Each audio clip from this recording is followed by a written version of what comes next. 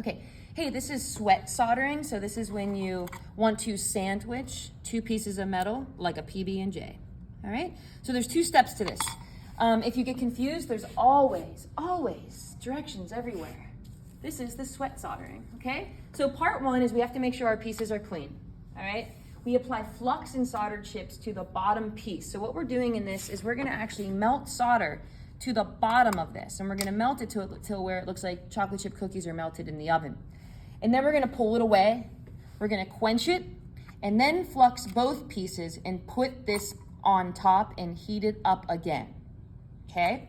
So I'm gonna find some flux, and if I need to be really crucial of where this is gonna be, sometimes you can put this where you want it and then draw a line for yourself so that you know where to put the solder chips, because you don't want to have to clean up solder. The less solder you have to clean, I'll show you in just a second. So I'm going to pull this off, and that's where I'm going to solder. All right, so I'm going to put some flux right there. Kind of smear it around, and then I'm gonna put solder on here, and I'm gonna drop it on here, and I'm gonna make it look like a dice.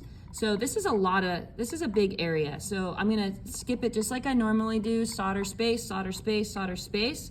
But I probably need to put about 3 rows and 5 pieces of solder in each row. That's about 15 pieces of solder to make this flow. Because we're not tacking solder, we are making it look like you smushed a piece of bread together and it's the peanut butter is coming out the sides, okay? So I'm gonna put 1 more piece on there.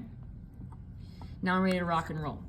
Okay, so this torch is rather large, but that's okay. You should be, for this size metal, probably a number 2, but okay, I'm a trained professional. So I'm gonna heat this up.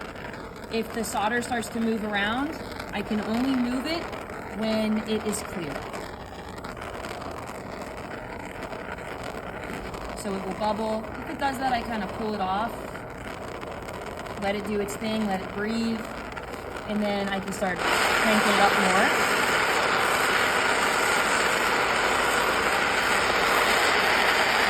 You see the flux start to go clear, and you no longer see your Sharpie mark. And then, as soon as it starts to look like melted chocolate chip cookies, you're good. Now, that's step 1. I gotta quench this baby, pull back out, put solder back on, or no, I'm sorry, flux, put flux back on, and then flux this side now. Now we're starting to add the top layer, okay? Put that on top, little sandwich, and now I gotta heat it up. Now, the most important thing is we gotta get that heated up so that it goes onto the top. The bottom piece is bigger. So I'm gonna put most of my heat still on the bottom. I like to also have one of these types of tweezers with me so that I can move this and gently put a little bit of pressure on this when I feel like it's flowing. Your thing's gonna move around, there's solder, there's flux under there, it's fine. Don't worry about moving it until the flux is clear.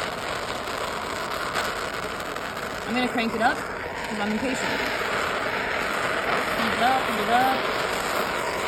Now, if you need to move it, starts to go clear, this is when you can start to move it. It's hard to tell when something's soldered unless it starts to come out of the sides. So I'm gonna kind of look for a little bit of silver popping out, start to put a little pressure on here. Might move down here a little bit. I saw it come out up there, but now I'm gonna go like this.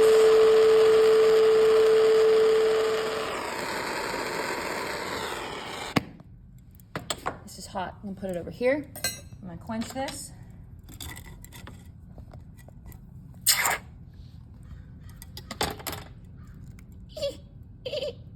Solder together.